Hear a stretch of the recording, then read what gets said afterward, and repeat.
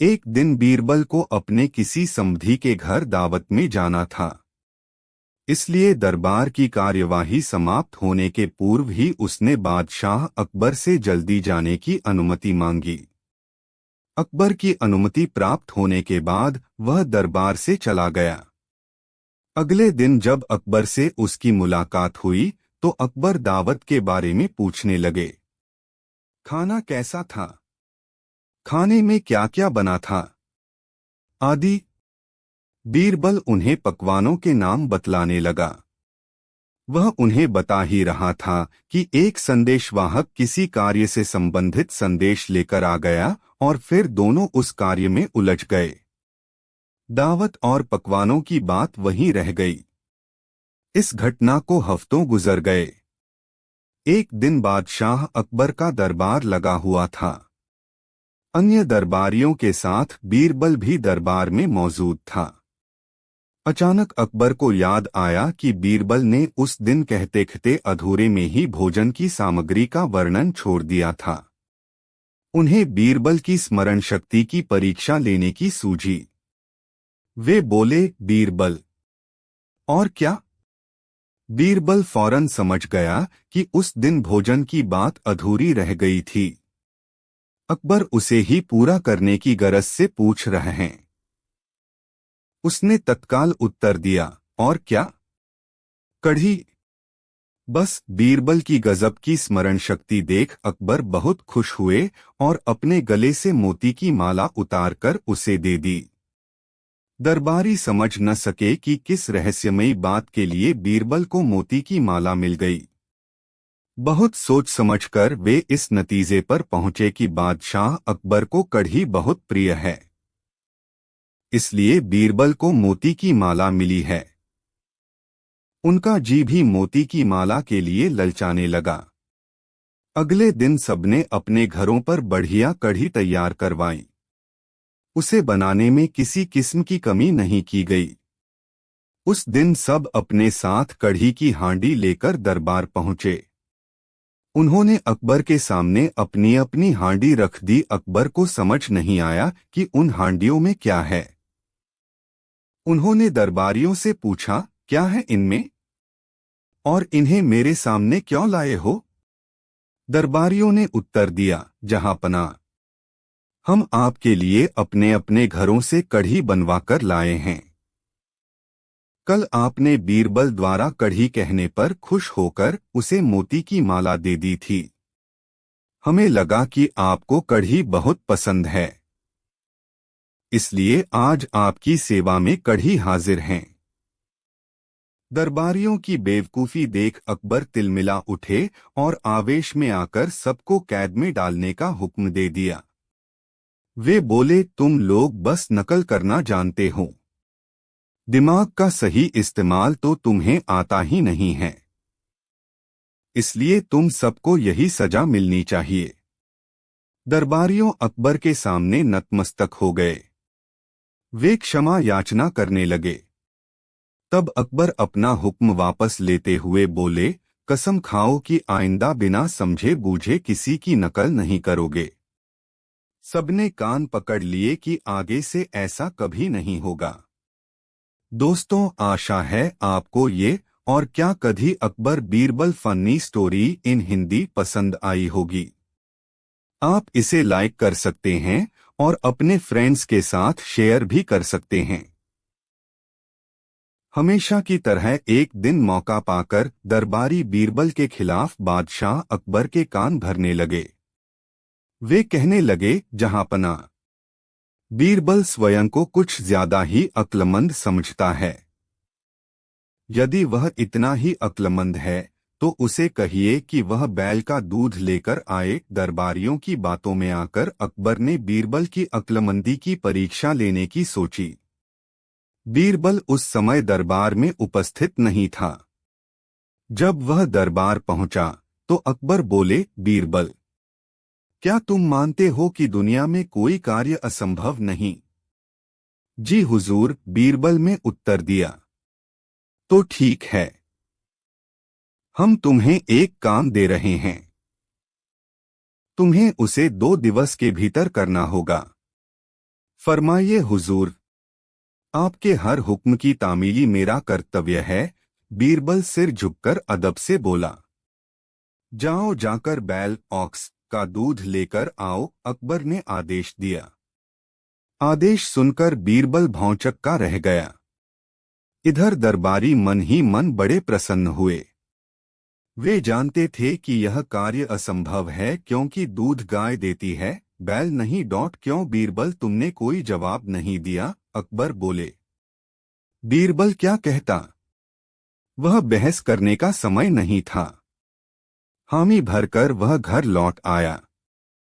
घर आकर उसने गहन सोच विचार किया। अपनी पत्नी और पुत्री से भी चर्चा की। आखिरकार सबने मिलकर एक उपाय निकाल ही लिया। उस रात बीरबल की पुत्री अकबर के महल के पीछे स्थित कुएं पर गई और पीट पीट कर कपड़े धोने लगी। अकबर के महल की खिड़की उस कुएं की ओर खुलती थी। जोर जोर से कपड़े पीटने की आवाज सुनकर उनकी नींद खुल गई। खिड़की से झांकने पर उन्हें एक लड़की कुएं पर कपड़े धोती हुई दिखाई पड़ी।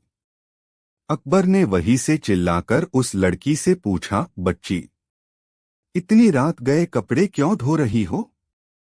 बीरबल की पुत्री बोली, हुजूर, मेरी माता घर पर नहीं है। वे कुछ महीनों से अपने मायके में हैं। उनकी अनुपस्थिति में आज मेरे पिता ने एक बच्चे को जन्म दिया।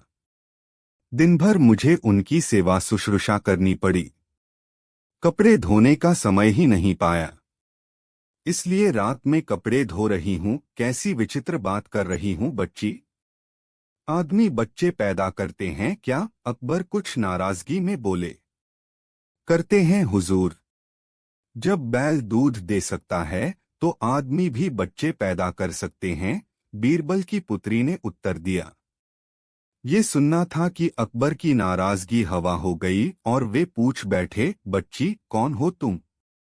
हुजूर, ये मेरी पुत्री है, पेड़ के पीछे छुपे बीरबल ने अकबर के सामने आकर उत्तर दिया। ओह, तो ये तुम्हारा स्वांग था? अकबर मुस्कुराते हुए बोले। गुस्ताखी माफ हुजूर, और कोई रास्ता भी नहीं था अपनी बात समझाने का। बीरबल अकबर की नींद में खलल डालने के लिए क्षमा मांगते हुए बोला। इधर अकबर भी बीरबल की अक्लमंदी का लोहा मान गए। अगले दिन रात का पूरा वृतांत दरबारियों को सुनाते हुए उन्होंने बीरबल को उसकी अक्लमंदी के लिए सोने का हार इनाम में दिया। दरबारी हमेशा की तरह जलभुन कर रह गए। दोस्तों, आशा है आपको ये अकबर बीरबल हिंदी स्टोरी पसंद आई होगी। आप इसे लाइक कर सकते हैं और अपने फ्रेंड्स को शेयर भी कर सकते हैं। बादशाह अकबर के दरबार में चापलूस दरबारियों की कमी नहीं थी। उनका एकमात्र उद्देश्य अकबर की चापलूसी कर तरक्की हासिल करना था। लेकिन बीरबल उनकी राह का सबसे बड़ा रोड़ा था, जिसके सामने उनकी दाल गल नहीं पाती थी। इसलिए वे सदा बीरबल को नीचा दिखाने की फिराक में रहते थे। एक दिन दरबार लगा हुआ था। बीरबल सहित सभी दरबारी दरबार में उपस्थित थे। सहसा अकबर ने दरबारियों के सामने एक प्रस्ताव रख दिया। हम सोच रहे हैं कि महीना 30 दिन की जगह 60 दिन का होना चाहिए। आप लोगों का इस बारे में क्या ख्याल है? यह सुनना था कि चापलूस दरबारी हाँ में हाँ मिलाने लगे। ये उनके लिए चापलूसी का बेहतरीन अवसर था। कुछ दरबारियों ने कहा, जहांपना, आपका विचार अति उत्तम है। 30 दिन का महीना बहुत छोटा होता है, कामकाज पूरे नहीं हो पाते, इसलिए महीना 60 दिन का ही होना चाहिए। कुछ कहने लगे, जहांपना, 60 दिन का महीना करने का फरमान फौरन जारी हो जाना चाहिए। इससे बढ़िया विचार तो हो ही नहीं सकता। बीरबल अब तक चुपचाप बैठा सारी बात सुन रहा था। उसने इस बारे में राय व्यक्त करने में कोई उत्सुकता नहीं दिखाई। बीरबल को खामोश देख अकबर ने पूछा, बीरबल, तुम इस बारे में क्या कहते हो? क्या तुम्हारी राय भी अन्य दरबारियों की तरह ही है? हुजूर, 30 दिन से 60 दिन का महीना कर देने का विचार उत्तम है, किंतु इसके लिए एक काम करना होगा। बीरबल शांति से बोला। अकबर कुछ कहते उसके पहले ही दरबारी एक स्वर में कहने लगे, हम बादशाह सलामत के आदेश का पालन करने के लिए कोई भी काम करने को तैयार हैं। अच्छी बात है, बीरबल बोला। आप लोग तो जानते ही होंगे कि पृथ्वी पर 15 दिन चांदनी रातें और 15 दिन अंधेरी रातें चंद्रमा के कारण होती है। प्रकृति के इस नियम के कारण पृथ्वी पर महीना 30 दिन का होता है। अब जब आप लोग 60 दिन का महीना करने के लिए कुछ भी करने को तैयार हैं, तो ऐसा कीजिए कि चंद्रमा को कहकर 30 दिन चांदनी रातें और 30 दिन अंधेरी रातें करवा दीजिए। ये सुनना था कि चापलूस दरबारी बगले झांकने लगे। बीरबल अकबर से बोला, जहांपना, देखिए सारे कर्मठ दरबारियों को सांप सूंघ गया है। अब ऐसे में क्या किया जाए? अकबर ने दरबारियों की परीक्षा लेने के लिए ये प्रस्ताव सामने रखा था। दरबारियों की चापलूसी देख वे नाराज हो गए और उन्हें लताड़ते हुए बोले, चापलूसी कर बीरबल की बराबरी करने चले हो, जानते नहीं बीरबल की बराबरी के लिए अक्ल चाहिए, चापलूसी का गुर नहीं। मित्रों, अकबर बीरबल की कहानी कैसी लगी? आप अपने कमेंट्स के द्वारा हमें अवश्य बताएं। अकबर के राज्य में रहने वाले एक किसान ने एक आदमी से कुआं खरीदा। वह कुएं के पानी से अपने खेत की सिंचाई करना चाहता था।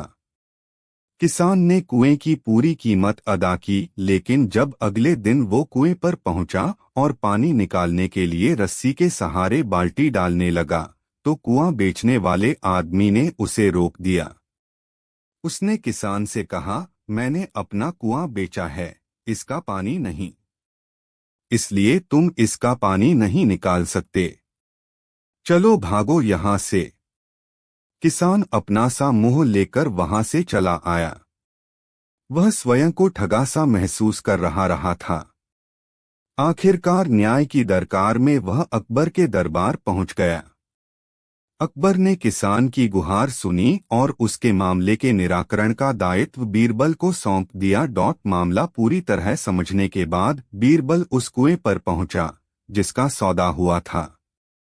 किसान उस आदमी को भी बुला लाया जिससे उसने कुआं खरीदा था। बीरबल ने उस आदमी से पूछा, क्यों भाई, तुम इस किसान को कुएं का पानी निकालने क्यों नहीं दे रहे हो? कीमत तो तुमने पूरी वसूली है। कुएं बेचने वाले आदमी ने वही बात फिर से दोहराई, मैंने कुआं बेचा है, इसका पानी नहीं। पानी पर अब भी मेरा अधिकार है। फिर कैसे मैं इसे पानी निकालने की इजाजत दे दूं? बीरबल उस धोखेबाज आदमी की चालाकी समझ गया। वह समझ गया कि यहां सीधी उंगली से घी नहीं निकलने वाला। इसलिए उसने अपना पासा फेंकते हुए कहा, ठीक कहते हो भाई। चलो मान लिया कि कुएं का पानी तुम्हारे स्वामित्व में है, लेकिन ये तो मानते हो ना कि अब कुएं का स्वामी ये किसान है? हाँ, ये बात मैं मानता हूं, उस आदमी ने हामी भरी।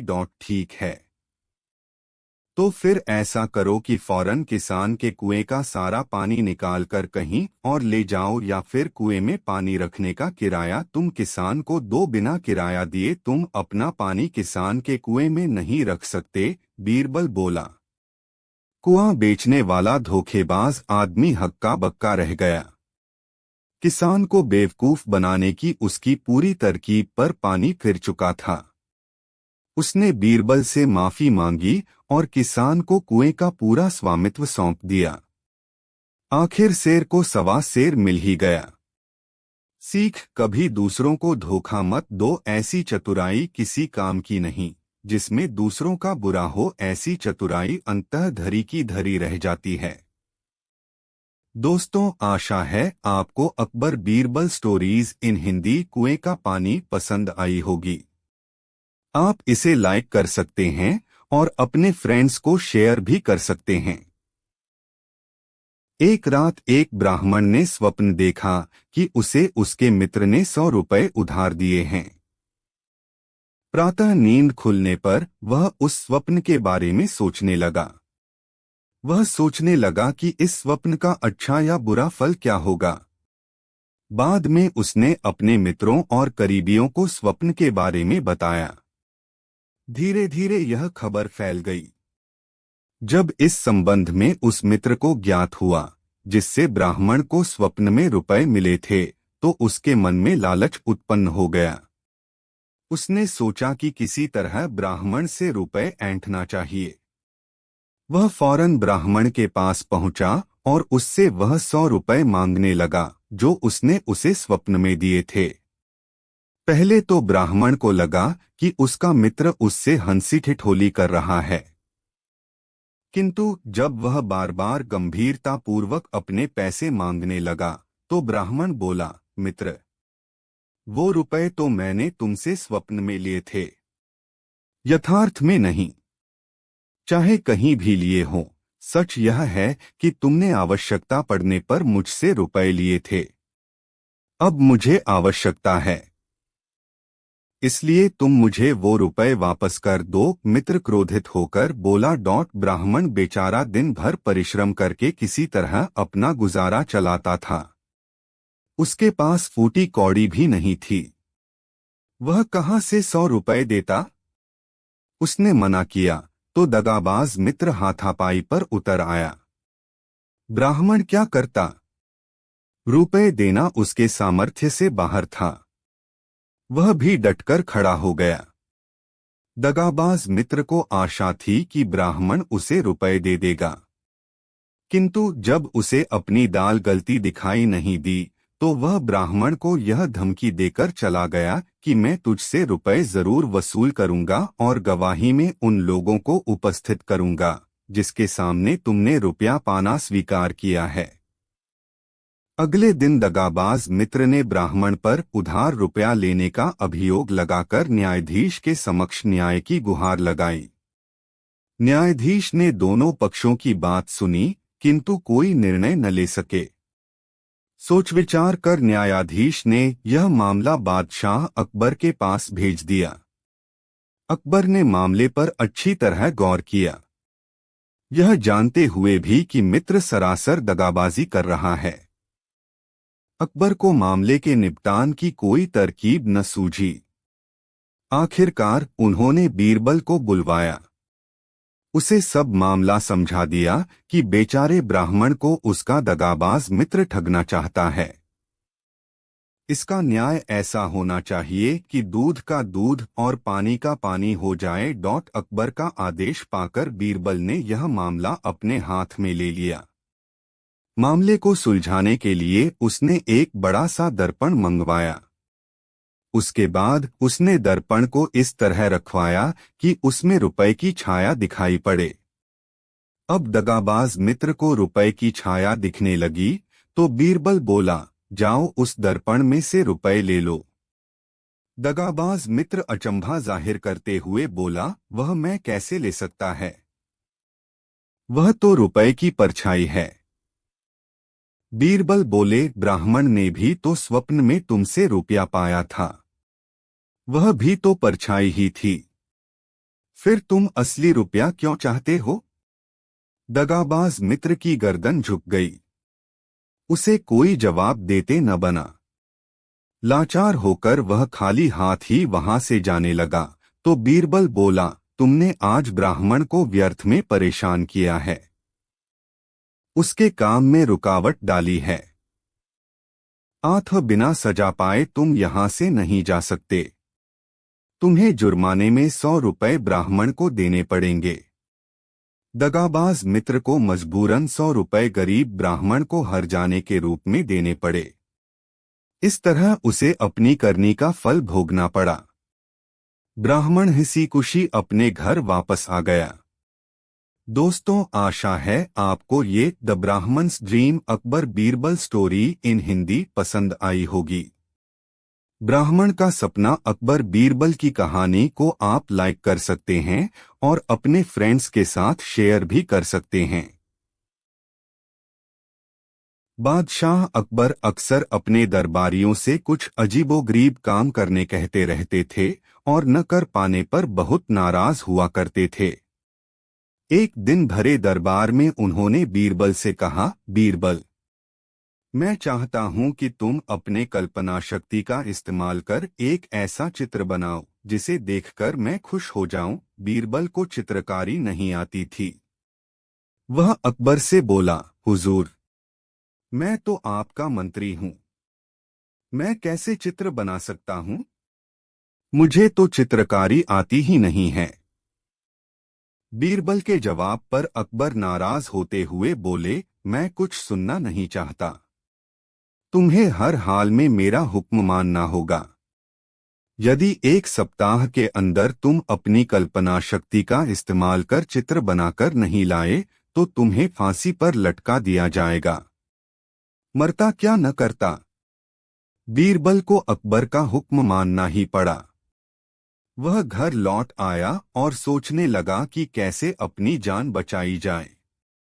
आखिरकार उसे एक उपाय सूझ ही गया। फिर वह एक सप्ताह तक आराम से घर पर रहा।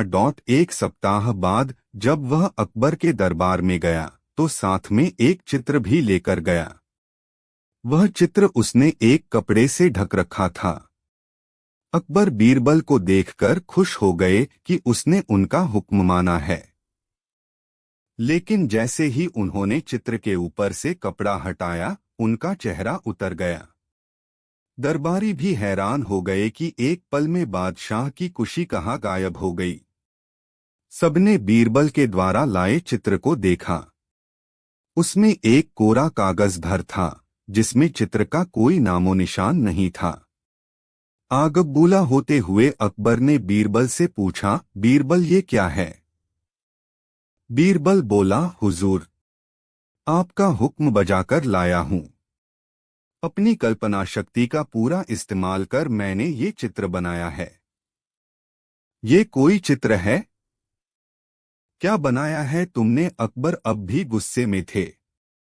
हुजूर, ये घास खाती गाय का चित्र है। बीरबल ने विनम्रता से जवाब दिया। लेकिन इसमें तो न गाय नजर आ रही है न ही घास। हुजूर, जैसे मैंने अपनी कल्पना का इस्तेमाल किया है वैसे आप भी कीजिए। इस चित्र में घास नहीं है क्योंकि घास गाय खा चुकी है। लेकिन गाय भी तो नहीं है।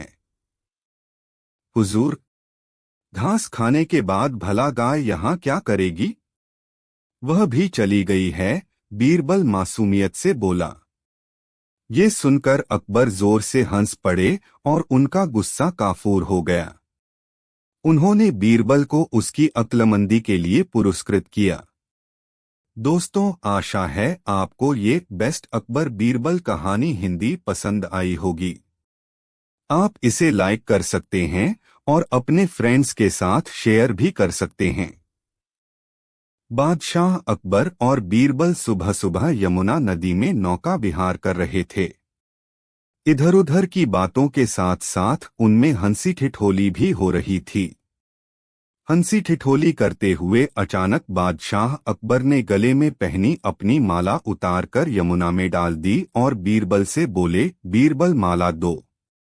बीरबल वाक्पटु भी था और बुद्धिमान भी। वह तुरंत अकबर की कही बात का अर्थ समझ गया, परंतु अपने मन के भाव छुपाकर बोला, बहने दो।